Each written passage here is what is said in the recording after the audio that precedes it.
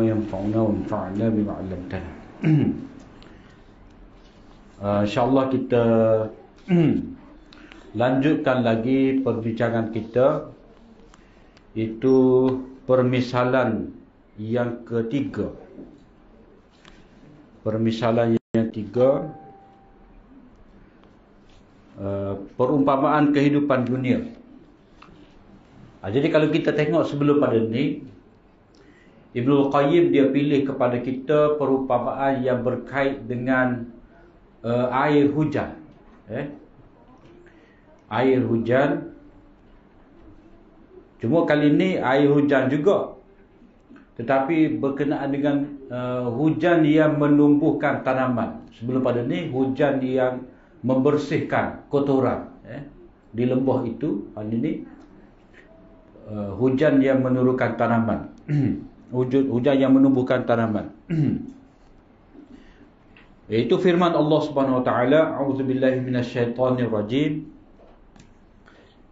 Innama mathalul hayatid dunya kama in anzalnahu minas sama' fakhtalata bihi nabatul ard mimma ya'kulun nas wal an'am hatta idza akhadhatil ardu zukhrufaha wa zayyanat wa dhanna ahluha أنهم قادرون عليها أتاها أمرنا ليلا أو نهارا فجعلناها حصيدا كأن لم تغن بالأمس كذلك نفصل الآيات لقوم يتفكرون.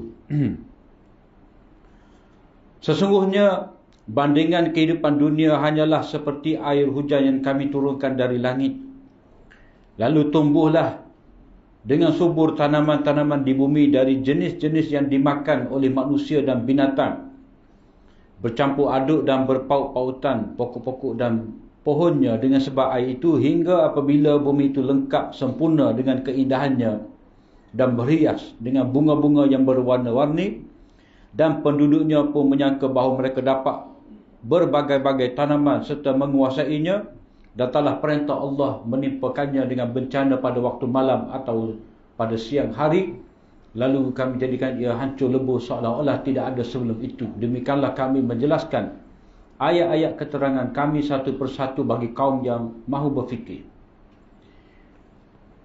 Jadi perumpamaan ini Allah SWT nak timbulkan dalam diri kita itu supaya tazhid, kurang gemar kepada dunia, supaya timbul rasa zuhud, tidak membesarkan, tidak mengutamakan kehidupan dunia lebih daripada akhirat. Kemudian satu perkara lagi, bila kita teliti, kita tadabbur ayat-ayat tentang Amsal ni, kita kena tengok sebelum dan selepas dia. Ia selalu kita sebut sebagai siyak dan sibak. Kena tengok konteks ayat. Jadi kalau kita tengok dalam surah Yunus ni, daripada beberapa ayat sebelum pada ni, Allah SWT cerita kepada kita manusia yang tidak mahu beriman, manusia yang mahu kekal dalam syirik. Puncanya apa? Kerana mereka cinta kepada dunia. Abu Jahal, Abu Lahab, semua mereka tu tahu akhlak Nabi, keagungan Al-Quran, tetapi oleh kerana cinta kepada dunia mengatasi segala-galanya, dan mereka bimbang sekiranya mereka ikut wahyu, ikut Al-Quran, ikut Nabi Muhammad, maka tidak ada lagi penguasaan mereka terhadap dunia, mereka tidak lagi menjadi pemimpin Quraisy. Jadi mereka bimbang, jawatan mereka itu dirampas oleh Nabi, maka sebab itulah mereka kekal dalam syirik. Jadi ayat ni menyatakan bahawa perkara-perkara yang kamu anggap besar, melebihi daripada tauhid kepada Allah, kamu lupa tentang akhirat, puncanya dunia. Sedangkan dunia, ni sifatnya. Jadi mesej tu dalam bahasa yang mudah kita kata, dunia tu tidak ada nilai di sisi Allah Ta'ala. Apa yang dilihat oleh manusia itu hanyalah benda-benda yang mempersonakan mata sahaja. Dan benda tu tidak kekal lama, dia akan hilang dengan begitu cepat. Kadang-kadang hilal mengejut. Bila hilal tu macam tak ada sesuatu pun yang kita miliki. Bila mana Allah Ta'ala kehendaki. Itu hakikat dunia. Maka sebab itulah kita orang beriman ni dituntut supaya bersedia untuk apa? Untuk kembali ke akhirat, diminta bersedia untuk mengorbankan nyawa dan harta benda untuk agama Allah. Sebab kehidupan dunia ni, walaupun kita tengok menarik, mempesonakan, itu semua adalah sementara. Bila mari keputusan Allah Ta'ala, lenyap habis, macam tak ada. Lagu tu dia punya cerita dia. Jadi unsur yang kita tengok di sini, Allah SWT menggambarkan kehidupan dunia seperti air yang kami turunkan dari langit. Jadi Allah SWT sebut semua, air turun daripada langit, air turun daripada langit. Benda ni benda yang diakui oleh musyrikin Mekah. Tauhid tu, dari segi tauhid rububiyah tu, air Allah Ta'ala turunkan, hujan Allah Ta'ala turunkan. Cuma yang diminta daripada manusia hanyalah ibadat tauhid kepada Allah. Fakhtalata bihi nabatul ard.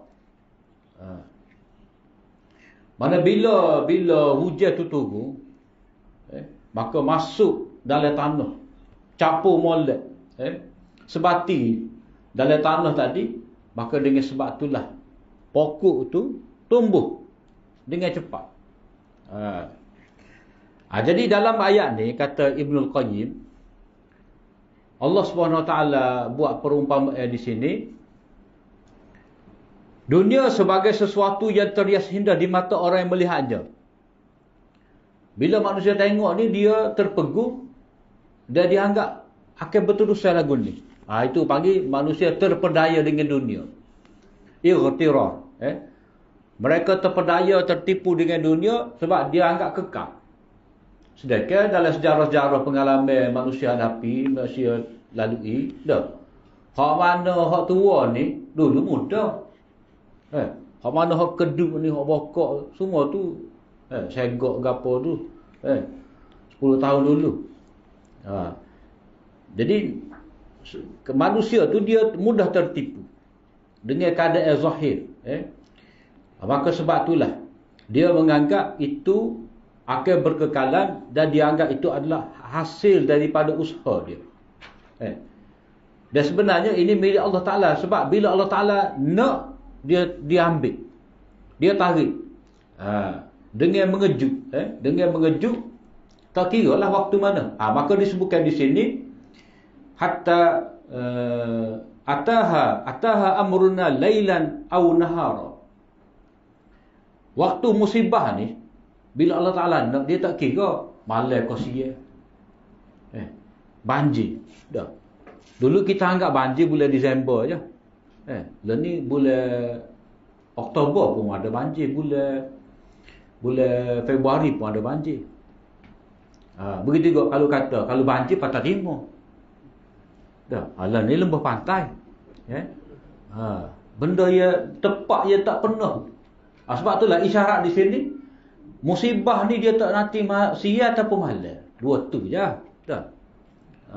Begitu juga dalam skop geografi kita dan ni, tempat-tempat dulu kita kata kita belajar geografi dulu. Dah, tempat tsunami mana? Tak kena kita dulu. Tapi sekarang ni sudah ada. Jadi keputusan Allah Ta'ala, bila Allah Ta'ala menetapkan akan mari musibah, dia nak tarik semua benda yang diberikan kepada manusia dengan mengejut, itu boleh. Itu mengikut kehendak dia. Jadi perumpamaan ini dibuat supaya manusia tidak mengutamakan dunia. Bila manusia mengutamakan dunia, maka manusia tinggal akhirat, tinggal tauhid kepada Allah Ta'ala. Saya nak tinggal syirik. Hak kekal sebenar Allah SWT tunjukkan dalam ayat yang berikut. Wallahu yad'u ila daris salam. Oleh kerana dunia ni adalah tempat yang terdedah kepada binasa, sentiasa mari musibah, tempat yang sebenarnya adalah syurga, tempat yang kekal. Dan tempat yang kekal selamat itulah sebenarnya Allah SWT seru kita, panggil. Wa yahdi man yasha'u ila siratim mustaqim, dan dia memberi hidayah. Mengkhususkan hidayah. Jadi hidayah di sini hidayah yang dapat menyampaikan seseorang itu kepada jalan kebenaran. Jadi biasanya kalau mengikut kehendak Allah ni, maknanya mengikut sifat Allah Ta'ala, peraturan Allah. Dia panggil qanun hidayah. Bila disebutkan dalam ayat-ayat bahawa Allah Ta'ala memberi hidayah kepada siapa yang dia kehendaki. Siapa yang dia kehendaki itu maknanya mengikut adil dan hikmah dia. Adil ni macam mana? Allah Ta'ala bagi hidayah pada kita dengan menurunkan wahyu, memilih seorang rasul dan diberikan kepada kita akal. Inna hadainahu sabila imma syakiran wa imma kafura. Itu dia punya kunci dia. Kami telah tunjukkan kepada manusia jalan hidayah, sama ada dia nak jadi orang bersyukur ataupun orang kufur. Tapi sebelum tu nabtali faja'alnahu sami'an basira. Allah Ta'ala uji manusia, dia bagi kepada manusia pendengaran, penglihatan. Mana panca indera ada. Kemudian diberikan wahyu, ditunjukkan wahyu, dihantar rasul. Jadi pilihlah, masing-masing kena pilih. Jadi hidayah itu adalah tanggungjawab oleh Allah Ta'ala. Dia telah tunjuk jalan, cuma kita pilih. Jadi man yasha' tu sama-sama orang yang Allah Ta'ala kehendaki mengikut sifat dia. Jadi kalau orang tu bersedia untuk mendengar wahyu, mendengar peringatan, maka dia akan dapat. Jadi kita tengok di sini berkenaan dengan terpesona dengan dunia itu menjadi sebab kepada manusia tidak mahu beriman. Saya tinggal dunia. Tapi kalau manusia fikir dengan sebaik-baiknya, agama ni dia tidak pernah menghalang manusia daripada dunia. Cuma kena ikut kehendak Allah Ta'ala. Boleh nak ikut kekayaan, tapi wa'atu haqqahu yawma hasadih. Jangan lupa untuk memberi zakat pada waktu dituai tanaman itu. Itu permisalan yang kedua. Permisalan yang ketiga daripada surah Yunus, ia menggambarkan kepada kita dunia ni sifat dia sementara dan kita kena nilai dengan sebaik-baiknya. Dunia ni bukan tak ada nilai, tapi ada nilai. Tapi kalau nak nilai sebenar, mengikut nilainya yang hakiki, tak ada nilai di sisi Allah Ta'ala walaupun sebelah sayap nyamuk. Tapi bagaimanapun dunia ni penting. Dunia ni penting. Penting juga pada manusia. Sebab turun Al-Quran kepada kita supaya kita hidup atas dunia dengan hidayah. Sebab Quran itu turun untuk kita hidup. Sebab di akhirat kita mati tak boleh amal dah. Tak boleh beramal dah. Beramalnya atas dunia. Itu turunnya syariat untuk kita beramal atas dunia ni. Di hujung ayat ni, liqaumin yatafakkarun. Tu maksud dia. Maksud daripada perincian ayat-ayat ini dengan cara amsal supaya kita berfikir, tengok. Kita tengok tanaman yang subur dah. Apa kita punya refleksi diri kita tu bila tengok tanaman tu. Dalam ayat ni juga Allah SWT menggambarkan dunia ni, tanaman-tanaman ni bila penuh atas muka bumi tu dah. Akhazatil ardu zukhrufaha wazayyana. Wazayyana ni makna bumi tu berhias macam pengantin berhias. Janguk kala dengan lecu bedok gapo semua. Jadi Allah Ta'ala gambarkan bumi ni macam pengantin yang berhias. Terpesona lah. Supaya malam pertama kita tengok pengantin tu ke mana dah. Dengan bedok make up tu, bila dia basuh muka tu kak. Tak ada apa lah. Itu gambaran selalunya manusia tertipu. Kemudian kita pergi kepada perumpamaan yang berikut daripada surah Hud. Perumpamaan tentang melihat buta dan mendengar pekak dalam surah Hud.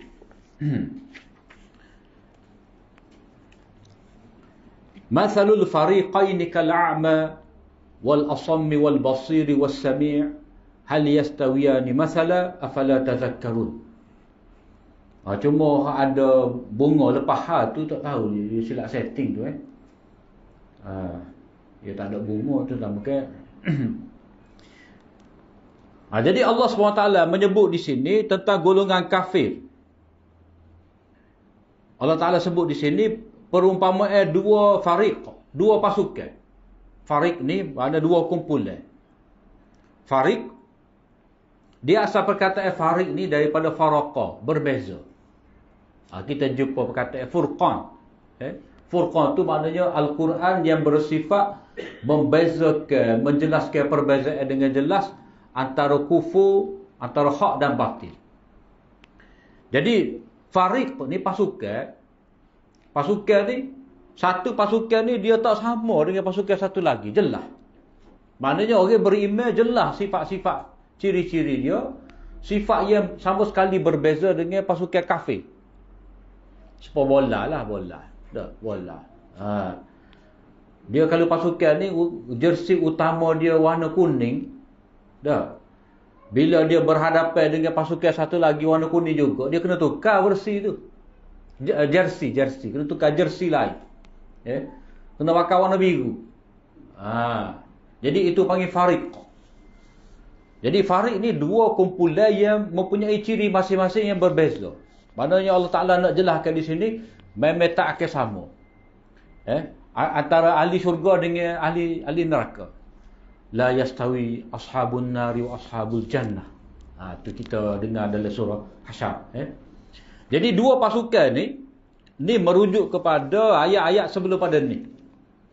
Ayat-ayat sebelum pada ni, yang ni orang kafir, satu lagi orang-orang beriman. Yang mana orang kafir sebagai pasukan yang pertama tu seperti orang yang buta dan pekak. Wal basir was sami', orang yang celak dan melihat. Jadi ni merujuk kepada dua pasukan. Jadi pasukan Islam mukmin dia dua sifat terakhir, pasukan kafir a'ma wal asam.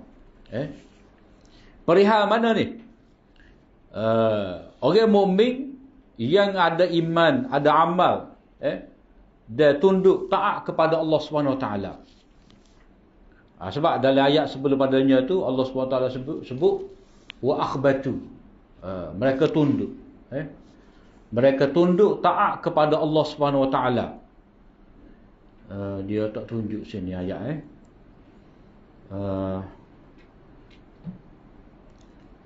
Untuk kita lebih jelas tentang permisalan ini, kita kena tengok daripada ayat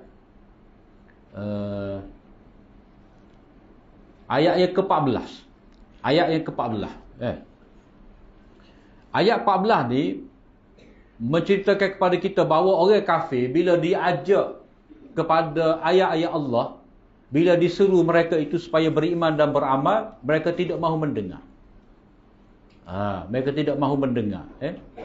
Sebab apa? Sebab mereka nak pada dunia. Bila mana mereka nak dunia saja, maka di akhirat mereka kosong, tidak dapat apa-apa. Tidak ada habuan di akhirat, melainkan api neraka sahaja. Lepas tu segala amal baik yang mereka buat hangus. Sia-sia, tak ada. Kemudian bila sapa kepada orang pasukan beriman ni, innal ladzina amanu wa amilus solihat wa akhbatu ila rabbihim. 3. Dalam ayat yang ke-23. Sesungguhnya orang-orang yang beriman dan beramal soleh serta tunduk patuh. Ikhbar. Dipanggil perkataan ikhbar. Tunduk patuh taat kepada Allah Ta'ala. Mereka itulah penghuni syurga, hum fiha khalidun, kekal, tak keluar-keluar. Sebab itu adalah milik mereka yang penuh diberikan kepada mereka.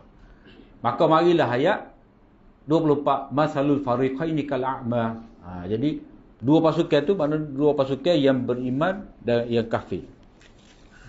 Jadi kalau kita tengok pada ayat yang ke-14, fa illam yastajibu, kalau mereka tu tak sedengar. Jadi tak sedengar tu maknanya mereka tak pasal telinga. Mereka ada telinga tapi mereka tak guna telinga mereka untuk mendengar kebenaran. Tak guna telinga untuk dengar wahyu dan tidak buka mata untuk tengok dalil-dalil tauhid. Kita belajar tafsir ni dia ada dua kan, dalil-dalil untuk kita kukuhkan iman kita, untuk manusia tu kembali kepada tauhid. Satu dia panggil dalil akli, dalil yang ada di sekeliling. Orang panggil ayat manzurah, maknanya ni kena tengok. Allazina wa yatafakkaruna fi khalqis samawati wal ard. Mereka berfikir, tafakkur tentang kejadian langit dan bumi.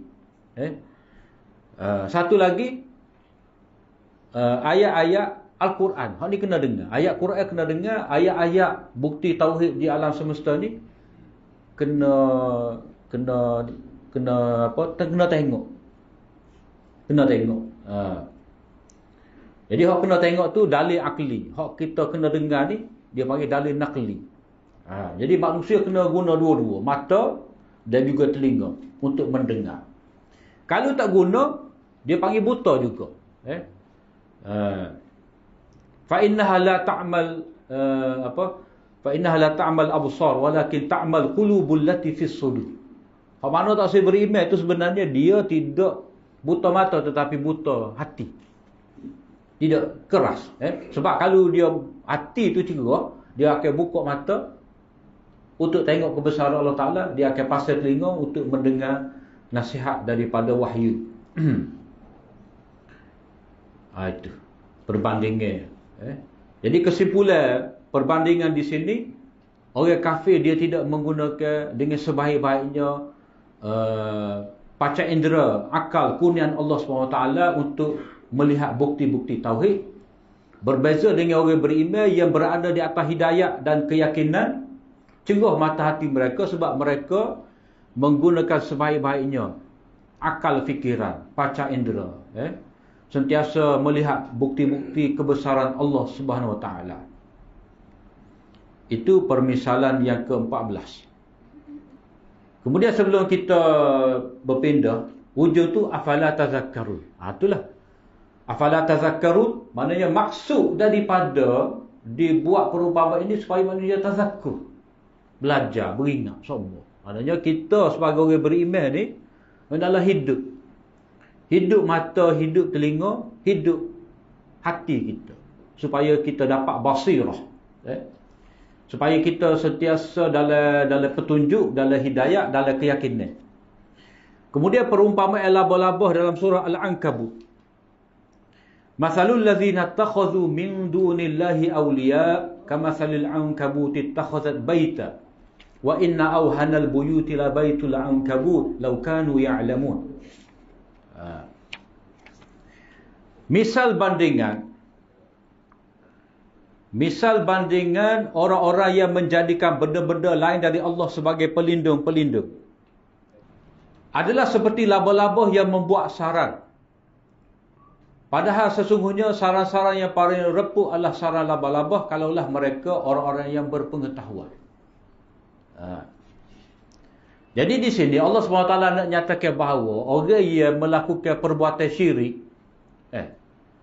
ia menganggap selain daripada Allah Ta'ala ni layak juga untuk diabdikan diri, dipuja, diseru, minta hajat, sempurna hajat apa semua tu, mereka salah.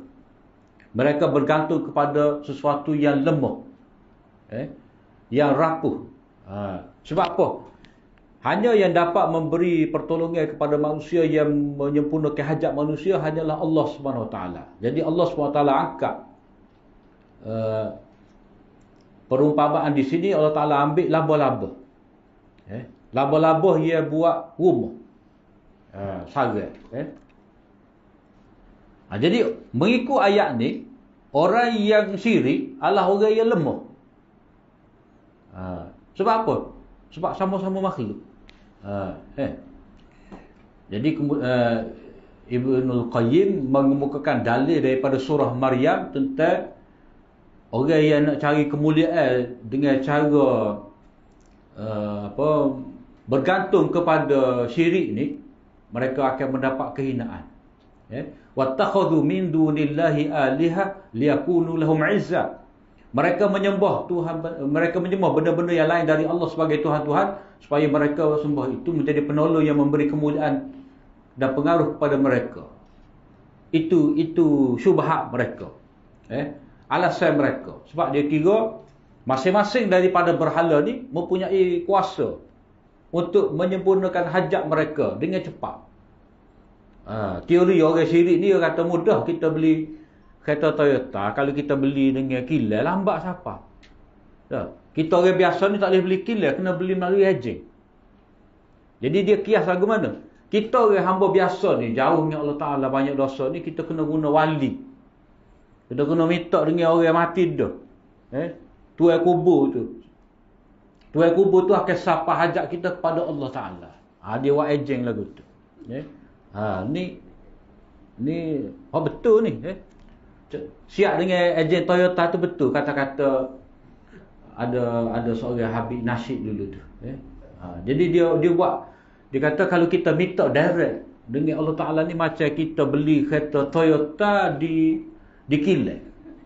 Kita siapa dia? Orang boleh beli kereta Toyota di kilat ni dia kena ejen. Kita pelanggan biasa. Tak boleh. Jadi dia kata kita ni macam lah seperti orang biasa. Nak minta direct yang Allah Ta'ala tak boleh. Maka kita kena tawassul dengan orang mati. Minta dengan orang mati cepat. Tu syubhat. Dia ada hujah. Tapi hujah tu lah syubhat. Itu adalah hujah yang rapuh. Sebab apa? Sebab Allah Ta'ala kata tu, minta direct. Wa idza sa'alaka 'ibadi 'anni fa inni qarib. Aku ni dekat. Jauh. Ia rasa jauh tu kita lah. Sebab kita sendiri kata kita jauh dengan Allah. Kita dekat dah. Tu orang-orang yang syirik ni, dia hanya mempunyai hujah-hujah yang rapuh. Hal lain tu lebih kurang je. Ibnul Qayyim dia tambah hujah lagi berkenaan dengan perkara ni. Tetapi yang kita nak di sini amsal tu lah. Mengapa diangkat laba-laba? Jadi maksud daripada amsal ini iaitu untuk membatalkan akidah syirik. Orang yang bergantung selain daripada Allah Ta'ala, ibarat dia bergantung dengan sesuatu yang rapuh seperti sarang laba-laba, tidak dapat menyelamat. Cuma di sini di muka surat 17 bawah sekali itu, bagaimana Allah menafikan daripada mereka pengetahuan tentang hal itu dengan berfirman, kalaulah mereka orang yang berpengetahuan. Dapat. Jadi jawapan yang diberikan oleh Ibnul Qayyim di sini, yang beza lagu mana? Kalau hal lain, afala tazakkarun, di qaumi yatafakkarun ni, kalaulah mereka tahu. Kalaulah mereka tahu tu apa? Mengapa ditutup dengan kalaulah mereka kalaulah mereka itu mengetahui. Orang-orang yang berpengetahuan. Jadi jawapannya Allah tidak menafikan pengetahuan mereka tentang kelemahan sarang laba-laba. Sebaliknya Allah menafikan bahawa mereka tahu tindakan mereka mengambil pelindung selain daripada Allah adalah seperti laba-laba yang membuat sarangnya. Sekiranya golongan tersebut, golongan musyrik, mengetahui hakikat sebenar bahawa syirik itu lebih rapuh lebih reput daripada sarang laba-laba, tentu mereka tidak berbuat demikian. Ini pendapat Ibnul Qayyim lah. Tapi ada satu lagi pendapat. Satu lagi pendapat ni, dia tafsir ayat ni lain sikit. Dia tafsir ayat ni lain sikit. Kata dia, siapa dia ni? Ini Dr. Fadl Hasan Abbas. Dr. Fadl Hasan Abbas ni ahli tafsir Palestin. Dia buta. Dia buta, tapi buta dia celak mata hati. Dan dia ada kitab tafsir dia, 5 jilid. Kitab tafsir dia 5 jilid. Lepas tu dia ada kitab banyaklah berkenaan dengan seni keindahan bahasa Arab. Dia ada cerita kisah ke apa? Kisah nabi-nabi. Qasas al-qasas min al-Quran ataupun qasasul Quran. Gitulah tajuk dia. Dan banyak benda-benda yang kita baca tu nengu dan kita kena anggap. Nengu mata patut kena anggap. Jadi kita boleh sebut di sini kata Dr. Fadl Hasan Abbas ni, dia kata kalau kita perhati ayat-ayat berkenaan dengan amsal ni, Allah Taala sudahi dengan la'allahum yatafakkarun. Maknanya kena guna fikir. Kena guna fikiran, kena tafakkur, la'allahum yatazakkarun. Afala tazakkarun, supaya kita ingat. Tetapi untuk Al-Ankabut ni kata dia Allah SWT tutup. Satu, laukanu ya'lamun, kalau mereka tahu. Kalau mereka tahu. Kemudian lepas daripada tu, ni ayat 41 dah. Allah Taala kata pada ayat 43, wa tilkal amsalu nadribuha linnas wa ma ya'qiluha illal alimun. Tu ayat 43. Demikianlah kami membuat perumpamaan untuk manusia dan tidak dapat berfikir dengannya itu melainkan al-alimun, orang yang berilmu. Orang yang berilmu di sini dia mari dalam bentuk isim. Orang yang berilmu. Adapun ayat sebelum pada ni mari dalam bentuk kata kerja, yatafakkarun, yazakkarun. Maknanya perlu pada perbuatan. Jadi perbuatan dengan pembuat ni dia ada beza. Macam contohlah, dia sekali masak sedap jadi. Sekali masak tu kebetulan dia tengok YouTube tu memang tepat. Jadi dia pun terabuat jadi. Tapi kita panggil tukang masak ke? Tidak. Tukang masak ni dia expert. Bidang dia hari-hari, itu bidang dia. Sehingga dia hebat dalam masak ni, kalau sekali tak jadi, dia kata ada tu hari dia tak kena. Hari mood dia tak molek. Maknanya backup juga. Apa yang kita nak sebut di sini, kata Dr. Fadl, Allah SWT menyebut berkenaan dengan amsal-amsal lain, liqaumi yatafakkarun, supaya manusia berfikir. Maknanya dalam bab ni manusia berfikir sedikit, sudah nampak dah. Tak molek. Ataupun manusia berfikir sedikit, dia sudah nampak dah. Benda tu molek ke, benda tu tak molek ke, dengan sedikit berfikir, dengan sedikit merenung, dia boleh dapat pelajaran dah. Tetapi untuk Baitul Ankabut ni, dia kena berfikir dengan mendalam.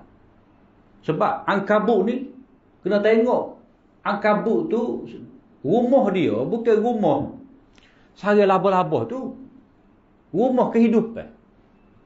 Kata dia diguna bait. Sebab kalau kata hak sara dia tu, itu orang Arab panggil syabakah. Syabakah, jaringan. Ataupun khayt. Khayt tu apa? Benar dia. Tapi Allah Ta'ala guna bait, rumah. Mana apa? Rumah ni, mana dia mestilah ada tempat tinggal dan ada penghuni tu, suami isteri. Jadi, Allah Ta'ala guna al-alimun, wa ma ya'qiluha illa al-alimun, dia kena orang alim juga, orang ilmu dalam bab serangga. Yang mana kata Dr. Fadl, labah-labah ni dia akhirnya membunuh pasangan dia. Maknanya hak jantan tu akhirnya akan dibunuh oleh hak betina. Hak buat sarang betina. Hak bunuh pasangan pun betina juga. Itu sifat laba-laba.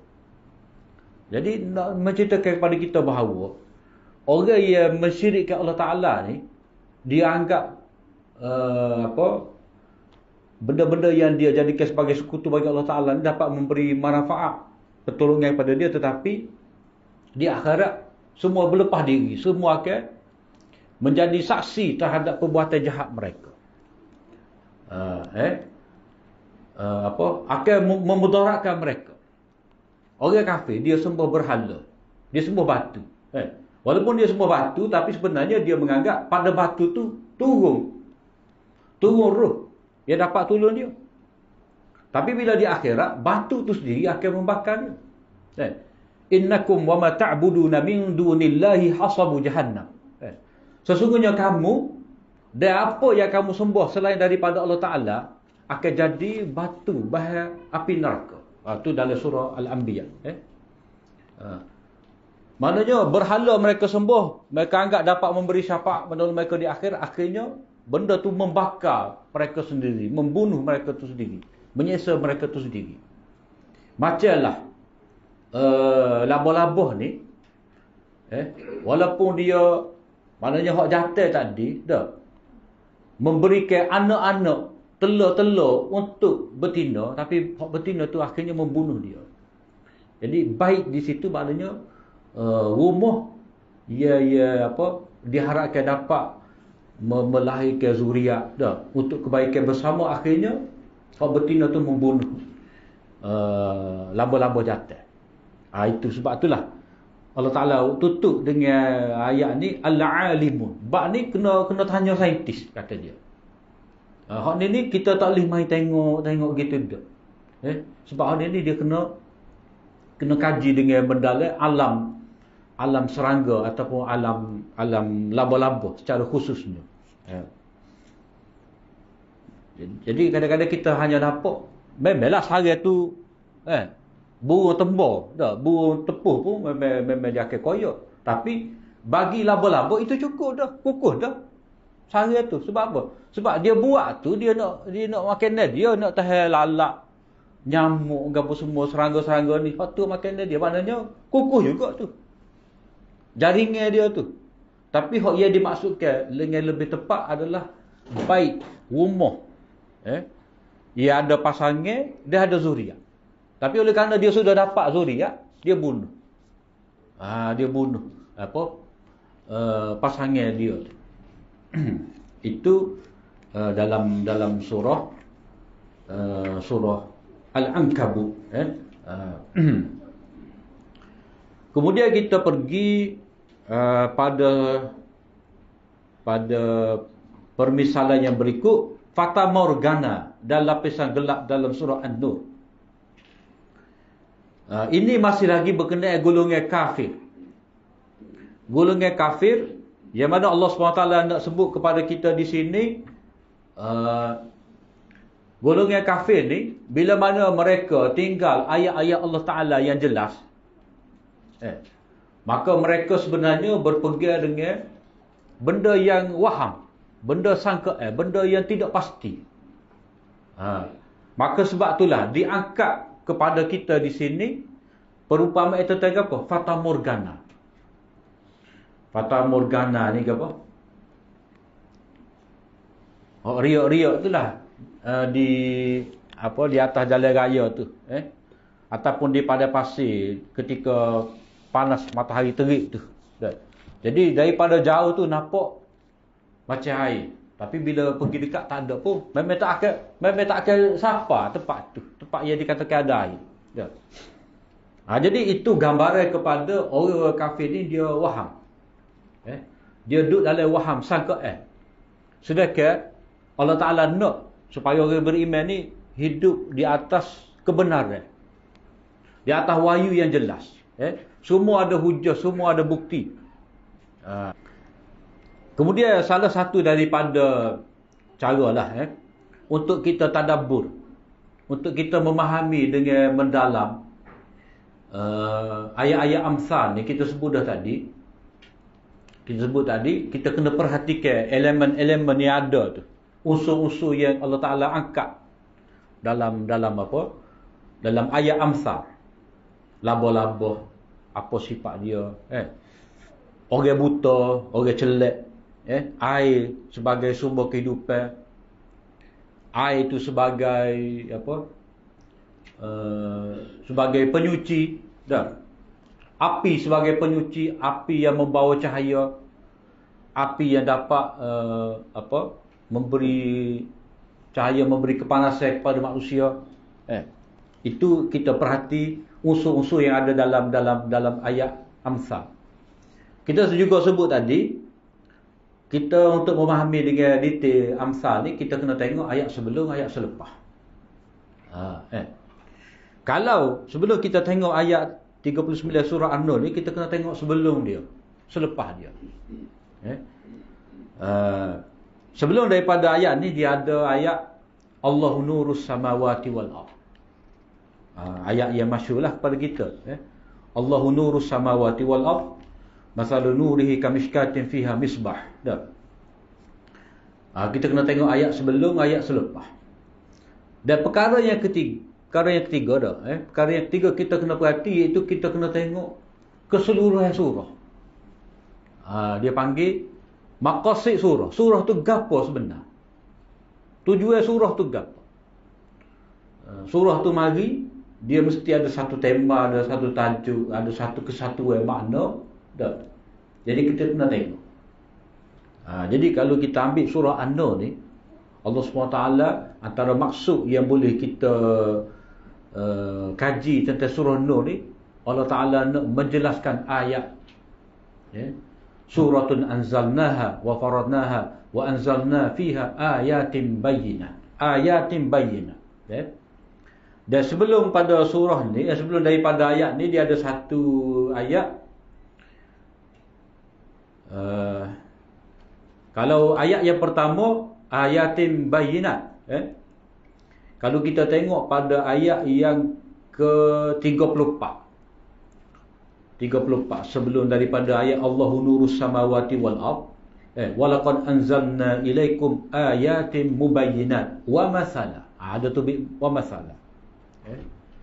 Jadi apa yang boleh kita buat kesimpulan di sini, surah ni Allah SWT nak menjelaskan dengan sejelas-jelasnya ayat-ayat dia.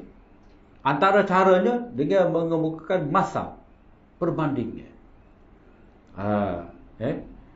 Supaya manusia dalam kehidupan ni jelas dalam hidup dia. Dia tidak meraba-raba. Sebab itulah surah ni dinamakan sebagai surah Nur. Jelasnya panduan untuk manusia hidup, seperti mana jelasnya cahaya tu yang ada dalam bilik, kita boleh baca.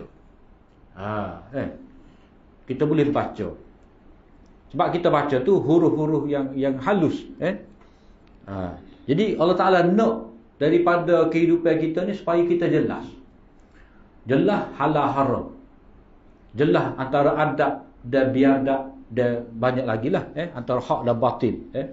Antara dosa dan pahala. Antara benda-benda yang dapat mengukuhkan masyarakat dan benda-benda yang menyebabkan runtuh masyarakat. Sebab itulah kalau tema lain berkenaan dengan surah An-Nur ni, iaitu Allah SWT nak suruh kita bina benteng-benteng yang dapat jaga maruah. Maruah kehidupan kita. Sebab itulah awal-awal lagi berkenaan dengan zina, surah An-Nur. Supaya kita ada sepadan yang jelas. Jadi dalam perumpamaan ini Allah SWT menyebut kepada kita, wallazina kafaru a'maluhum kasarab biqi'atin yahsabuhu dhama'anu ma'a hatta idza ja'ahu lam yajidhu syai'a wa wajadallaha 'indahu fawaffahu hisabah wallahu sari'ul hisab. Itu yang pertama. Dan orang-orang yang kafir pula, amal mereka adalah umpama riak panas di tengah rata yang disangkakannya air oleh orang-orang yang dahaga. Maknanya berbeza dengan orang beriman. Orang beriman, mereka ni apa? Tetap mendirikan semaya, ingat pada Allah Ta'ala, menunaikan zakat, walaupun mereka sibuk berniaga. Niaga, tetap semaya. Boleh kekayaan, tak lupa untuk zakat. Sebab apa? Sebab dalam hati mereka tu takut pada Allah. Walaupun mereka tak nampak Allah, tetapi mereka yakin pertemuan dengan Allah. Dan mereka berharap pahala kurniaan Allah Ta'ala. Sebab apa? Sebab benda tu disebutkan dengan jelas oleh Allah SWT bahawa akan ada balasan di akhirat untuk orang beriman. Adapun orang kafir ni, dia mengharapkan daripada amal kebaikan dia tu balasan yang baik. Tapi sebenarnya tak ada. Tak ada apa-apa yang nak dibalas untuk mereka itu. Lebih-lebih lagi di akhirat. Jadi Allah Ta'ala gambarkan orang kafir yang bergantung dengan amal dia tanpa ada iman, tanpa mereka baiki akidah tu, macamlah seorang yang musafir yang begitu dahaga, yang berada di padang pasir, yang mana dia melihat fata morgana ni seolah-olah seperti air, tetapi bila dia pergi dekat, tak ada pun. Tak ada. Tak ada apa yang mereka harapkan sebagai air yang dapat menghilangkan haus mereka. Jadi Allah Ta'ala menyebut dahaga tu maknanya harapan. Di panah yang terik harapan, maknanya dapat hilang dahaga. Maknanya orang kafir ni dia mengharapkan amal kebaikan ini Allah Ta'ala terima. Sebenarnya tidak. Sebab apa? Sebab tidak ada akidah yang betul. Dan syarat itu, fata morgana itu, dia ada satu elemen, iaitu sesuatu yang memperdayakan manusia. Kita nampak sebagai air, tapi tidak air. Tak ada pun. Tetapi bila dia tak dapat tu, dia penat. Air dia tak dapat. Kalau dia dapatnya bertambah dahaga, capur pula, letih. Sebab dia perlu berusaha pergi pada satu jarak yang dia sendiri pun tak tahu bila dia akan dapat air. Akhirnya dia mati kehausan. Itu golongan yang hidup atas dasar sangka. Sebab fata morgana itu mengisyaratkan kepada kita orang yang bergantung kepada waham, sangkaan. Dan dianggap itu hidayah. Mereka anggap itu betul. Tak. Itu ilmu, sebenarnya tidak. Macamlah orang yang mereka-reka ni, pengamal bid'ah dia mengikut hawa nafsu ni, mereka menganggap dengan buat lagu ni dia akan dapat pahala yang besar. Amalan baca bismillah 780 kali. Tak. Macam-macam. Harapan palsu tu. Sebab itulah mengapa orang yang mereka hadis maudhu' ni balasan tu berat, sebab mereka memberi harapan palsu kepada manusia. Kalau Nabi tak kata pun dia kata. Lepas tu dia menjanjikan pahala. Sedangkan benda tak betul. Maknanya dia satu kesalahan hak jelasnya letak atas nama Nabi waktu menipu tu. Jelas dah. Kemudian kepada pengikut-pengikut ni dia memberi harapan palsu. Tak ada pun yang dijanjikan Allah Ta'ala sedemikian rupa. Sebab hak dia janji tu berat.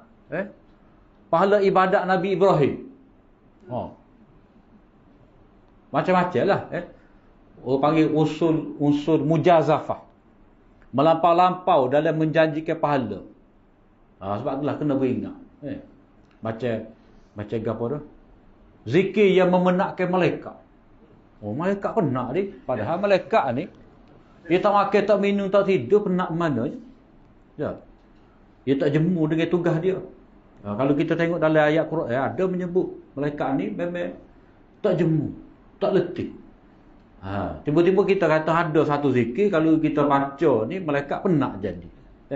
Itu benda yang bercanggah dengan hadis Nabi. Jadi bui amal tu untuk orang amal, sedangkan benda tu tidak pernah. Nabi kata itu memberi harapan palsu. Maknanya mereka memberi waham, memberi sangkaan, memberi harapan yang tidak pasti kepada pengikut. Kemudian hakikat ni Allah SWT sebut dalam surah Furqan, wa qadimna ila ma 'amilu min 'amalin faj'alnahu haba'an manthura. Jadi hak kosong mereka pergi tu rupa-rupanya tetap kosong. Dan bila mereka pergi tu dah tak ada. Tak ada. Lam yajidhu syai'an. Tak ada. Itu menggambarkan satu lagi kehampaan. Kecewa.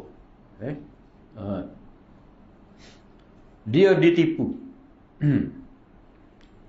Ibnul Qayyim pun ada sebut di sini, bawah tu muka surat 21, keadaan mereka menjadi lebih dahaga berbanding sebelumnya.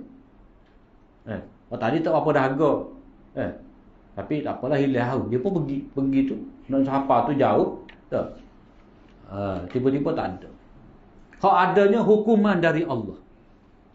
Jadi bila Allah Ta'ala balas, Allah Ta'ala balas dengan setimpal segala kekufuran dia, segala syirik dia. Kemudian hadis tu rasa boleh baca sendirilah. Kemudian muka surat 23 tu, saat dia amat memerlukan amalannya, itu ditunjukkan kepada perkataan zama'an, begitu dahaga. Perkataan zama'an itu bermaksud saat dia amat memerlukan amalnya. Tu diangkat di sini. Allah Ta'ala sebut orang yang dahaga. Sebenarnya kita naik kereta pun kita nampak, tapi kita tak dahaga dah. Kita tak dahaga, kita nampak Fata Morgana tu ada air dah. Kita kata banjir berkali depan dah. Kita nampak ada air, sebenarnya tak ada. Tapi keadaan yang kita nampak tu, kita tidaklah dalam keadaan yang dahaga. Tapi di sini Allah Ta'ala gambarkan orang yang nampak tu dalam keadaan dia dahaga, dalam keadaan dia berhajat. Jadi di sini saat dia memerlukan amal ibadat, pahala di akhirat, tetapi bila mana dia mati dalam keadaan syirik, maka tak berguna sedikit pun. Tidak dapat menolong dia. Jadi dia terpedaya dengan sangkaannya.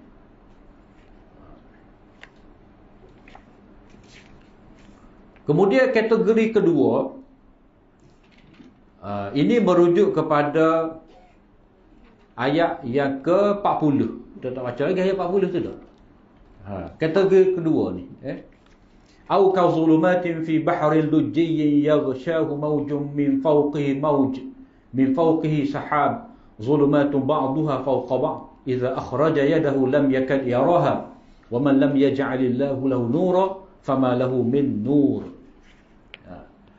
Golongan yang diumpamakan dengan gelap gelita yang berlapis-lapis. Mereka adalah orang yang mengenali kebenaran dan petunjuk, tetapi melebihkan kegelapan dan kebatilan. Mereka dapat hidayah. Dengar semua Al-Quran, dengar semua nasihat-nasihat daripada orang, tetapi mereka tidak keluar daripada kegelapan tadi. Mereka dengar orang mengajar, orang menyampaikan ilmu, tetapi mereka tidak ambil ilmu tadi, tidak mempedulikan ilmu tu.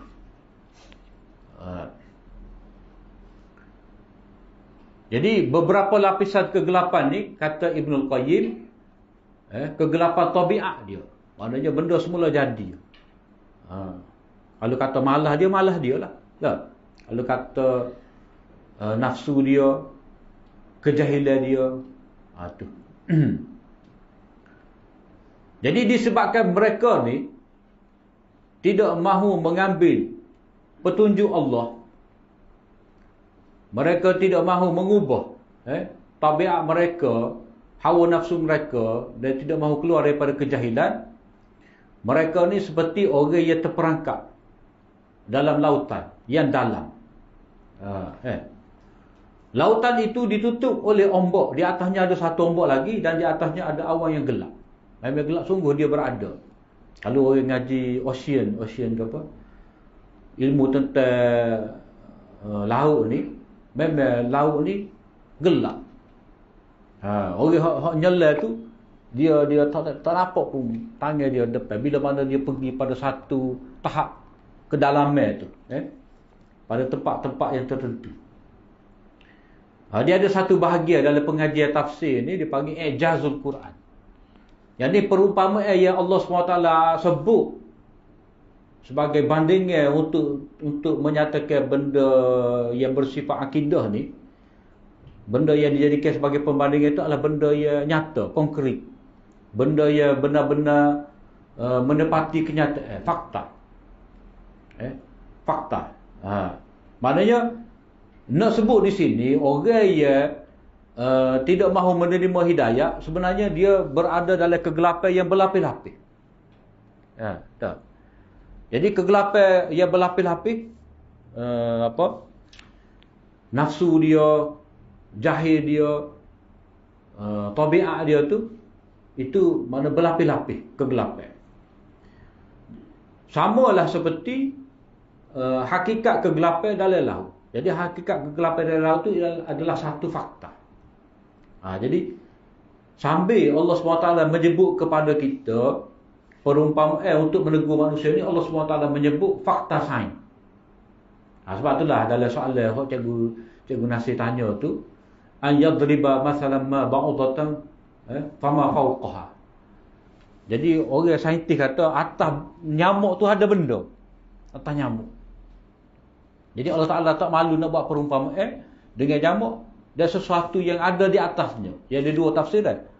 Sesuatu yang lebih besar daripada nyamuk pun Allah Ta'ala boleh buat perumpamaan. Sesuatu yang kecil daripada nyamuk pun boleh juga Allah Ta'ala nak buat perumpamaan. Begitu juga apa yang ada atas nyamuk tu. Bahagia tubuh dia tu. Jadi itu satu fakta lah. Jadi benda-benda yang Allah SWT nak jadikan sebagai perumpamaan ni, benda tu adalah fakta. Jadi tak kisahlah benda tu bersifat remeh ke bersifat besar, bersifat penting macam air, bersifat remeh seperti lalat, laba-laba, seperti nyamuk. Hal pentingnya nak menegur kesilapan manusia, kejahilan manusia. Itu hal pentingnya. Bukan soal benda yang kita buat sebagai perumpamaan, tapi yang pentingnya mesej ataupun ibrah, pengajaran yang ada dalam amsal itu. Jadi tak kisahlah nak buat perumpamaan dengan gapo pun. Bagi Allah Ta'ala tidak ada masalah untuk dia buat perumpamaan dengan apa-apa makhluk dia, sebab itu makhluk dia. Dan makhluk dia tu benda yang manusia dapat lihat, dapat perhati. Benda yang Allah Ta'ala jadikan sebagai amsal ini adalah sesuatu yang realiti, dan manusia selalu berinteraksi, ada pengalaman manusia dengan benda tersebut. Jadi kata Ibnul Qayyim muka surat 24, dua perumpamaan ini, iaitu fata morgana yang disangka sebagai sumber kehidupan, yakni air yang dapat meneruskan hidup, dan kegelapan yang bercanggah dengan cahaya. Maknanya satu keadaan manusia ni nak kepada air, tapi salah tanggapan. Tak kena tepat dia cari air. Tengah pada pasir mana ada air, dia kena pergi kepada lembah, pergi di oasis bahawa ada air. Dah, di pada pasir tak ada. Mana dia salah cari sesuatu yang dapat menolong dia. Satu lagi, kegelapan yang bertentangan dengan cahaya. Mana dia duduk dalam kegelapan tadi, dia anggap dia betul. Orang salah. Orang jahiliah, orang musyrik ni, dia sentiasa menganggap Nabi salah. Kita betul. Kalau kita salah, Tuhan lama dah hukum kita, kata dia. Kalau Allah Ta'ala nak, boleh kita kalau Allah Ta'ala nak, kita tidak akan dapat mensyirikkan dia. Semua hujah-hujah orang kafir ni, dia kata kalau Allah Ta'ala nak, kita tidak akan dapat menyembah berhala. Kita tak maknanya kalau Allah Ta'ala tak suka perbuatan syirik ni, bila kita nak syirik dia, kita nak sembah berhala, jadi kerah kita. Sebab apa? Sebab Allah Ta'ala tak kenal perbuatan syirik. Dia hujah lagu tu. Jadi kita boleh sembah juga berhala ni, tak kerah belakang kita, tak jatuh golek kita ni. Maknanya itu Allah Ta'ala izinkan, benarkan. Dia salah faham kehendak Allah. Sedangkan manusia menggerakkan tubuh badan dia ni, itu adalah dia diberi pilihan. Jadi dia selalu menganggap dia betul. Sedangkan dia dalam kejahilan, dia dalam syubhat. Jadi Kegelapan yang bercanggah dengan cahaya ada persamaan dengan dua perumpamaan tentang air dan api yang dibuat oleh Allah Ta'ala terhadap golongan munafik dan mukmin. Di awal di surah Baqarah tu. Keduanya berkaitan dengan air dan api. Ini pun jalan juga. Cuma di sini bukan air itu sendiri tetapi yang dianggap sebagai air. Daripada kedua-dua perumpamaan itu Allah menjadikan kehidupan dan cahaya sebagai bahagian bagi golongan mukmin. Maknanya orang mukmin ada padanya itu kehidupan, ada pada orang mukmin itu air. Yang ni adanya wahyu yang dapat mengatur kehidupan mereka, dan ada cahaya yang dapat mengeluarkan mereka itu daripada kesesatan. Adapun bagi golongan munafik, bahagian mereka ialah kalau mereka dapat hanyalah kegelapan. Dan kegelapan itu dia lawan pada cahaya, dan juga dia mendapat kematian yang bercanggah dengan kehidupan. Begitu juga golongan kafir, mereka menganggap fata morgana sebagai air, sebenarnya itu adalah keadaan mata mereka yang tertipu. Begitu juga bila dia buat perumpamaan orang kafir ni, kalau berasaskan kepada api, mereka tidak mahu mendapatkan cahaya daripada api, tetapi mereka lebih selesa dalam kegelapan.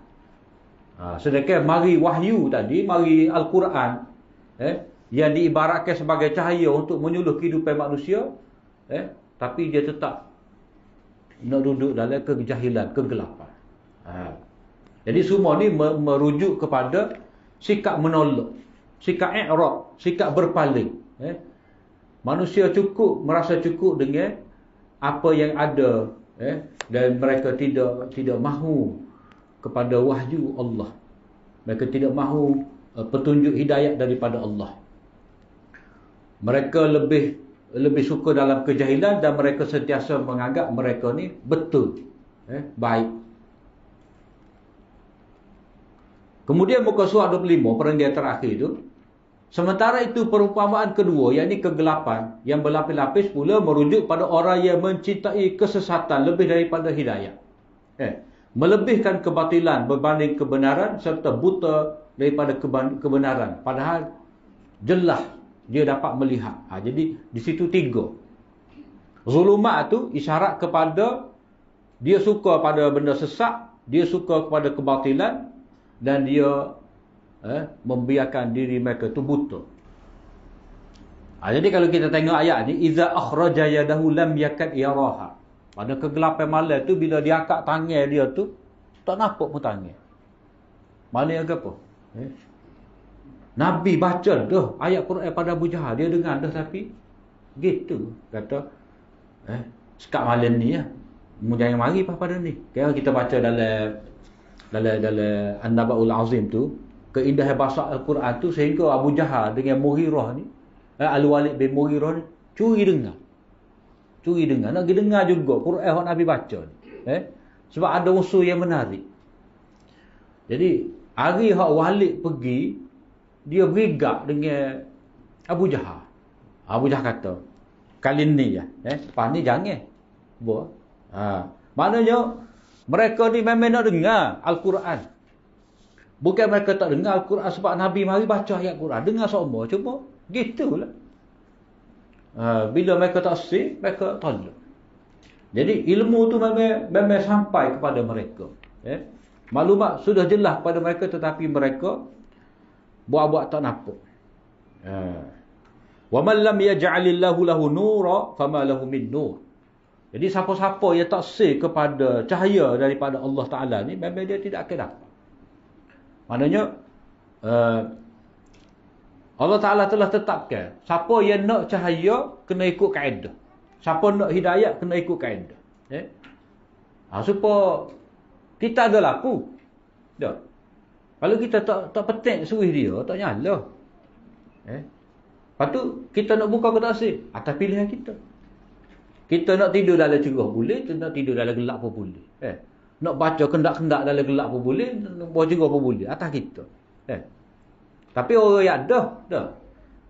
Bukalah kalau baca petang tu. Kalau nak jaga mata. Nak mata molek. Dah. Buka. Jadi dia tak sing. Lama-lama punah mata. Maknanya Allah Ta'ala telah beritahu pada kita, aku telah hantar Nabi, aku telah turunkan Al-Quran. Dalam Al-Quran tu dengan jelas-jelasnya disebutkan kepada manusia persoalan hidayah, persoalan kebenaran. Tetapi oleh kerana dia tu sendiri pilih untuk tidak beriman, untuk tidak mendengar nasihat, tak boleh nak apa dah.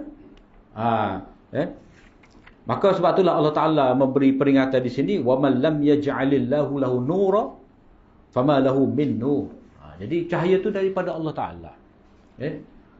Jadi orang yang tidak mahu mengikut ketetapan Allah Ta'ala dalam cara nak mendapat cahaya ni, dia buat cara dia, memang dia tidak akan dapat. Jadi macam mana Allah Ta'ala nak beri kepadanya itu cahaya. Kemudian ayat 26, panjang ni.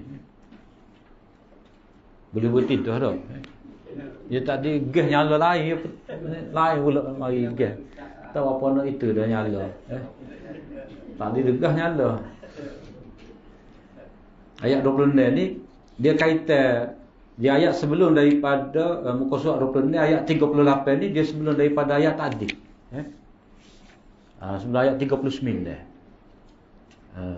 Allahu nurus samawati wal ard. Ini permisalan yang unik benar ni. Banyak perkara ni. Sebab setiap daripada kalimah-kalimah yang disebutkan oleh Allah SWT ni, dia mendalam maksud dia. Seperti mana ayat-ayat yang lain lah. Hari ni nampak gaya kita minggu depan. InsyaAllah minggu depan lah. Jadi setakat tu saja perbincangan kita pada sesi yang pertama pada hari ini. Kita telah menyentuh beberapa permisalan yang menjadi